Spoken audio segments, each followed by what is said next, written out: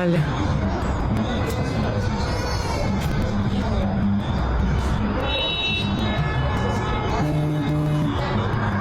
Donald Trump vient d'annoncer son soutien total à Israël après les attaques massives contre l'Iran depuis le début de la matinée. On apprend que le président américain avait en réalité donné son feu vert à Israël pour frapper de manière précise l'ensemble des sites stratégiques iraniens, dont les bases de missiles et les installations nucléaires. Donald Trump a ordonné l'ordre à son armée de se mobiliser au Moyen-Orient dans le prélude de frappe contre l'Iran. De son côté, l'Europe dont la France ont apporté leur soutien à Israël au nom du droit à la défense contre le programme nucléaire iranien. La France rappelle avoir exprimé à maintes reprises ses préoccupations au sujet de l'accélération du programme nucléaire iranien qui constitue une grave menace pour la sécurité du territoire national. La France rappelle son attachement à la stabilité régionale et à la sécurité d'Israël. Alors que de très nombreux officiers militaires iraniens ont été tués dans les frappes israéliennes, le guide suprême Ali Khamenei semble isolé, même si les autorités iraniennes promettent une réponse totale contre Israël.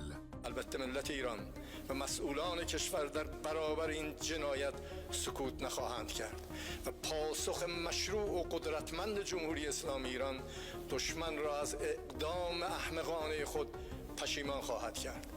Tous les regards sont tournés vers l'Iran qui pourrait lancer des tirs massifs contre Israël ce soir.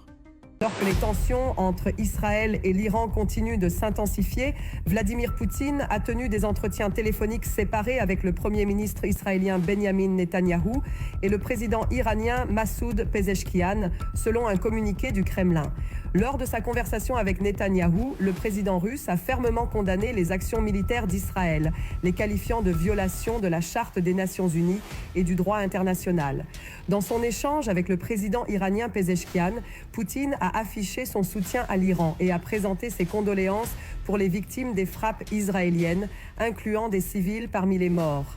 Un geste diplomatique fort, alors que Moscou semble se positionner en faveur d'un retour au calme, tout en soutenant Téhéran sur le plan moral. Bien ou quoi la famille? Vous avez vu tout comme moi, ce genre de vidéos défiler en longueur de journée dans vos télés ou sur vos télés. Et là, le monde a pris toute autre dimension dans la géopolitique. Et ce n'est pas le même délire, c'est-à-dire ce n'est pas le même niveau. La guerre entre Israël et l'Iran, ce n'est pas le même délire. Je vous explique en 15 secondes.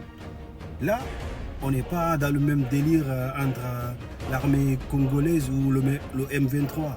Non, pas du tout. Ou entre la Russie et l'Ukraine. Non. Là, c'est que la télé ou les radios ne vous disent pas, c'est une guerre civilisationnelle.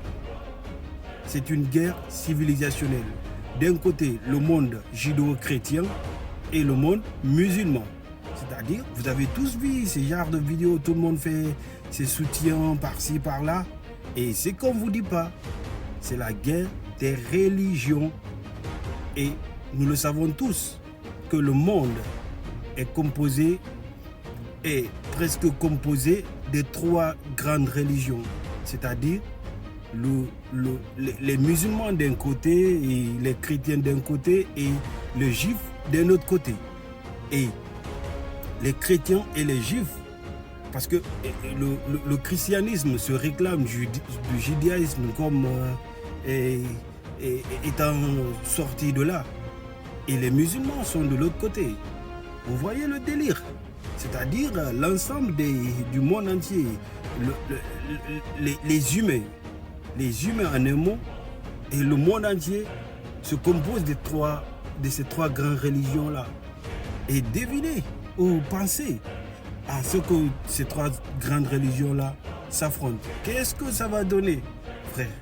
Là, c'est chaud, c'est chaud.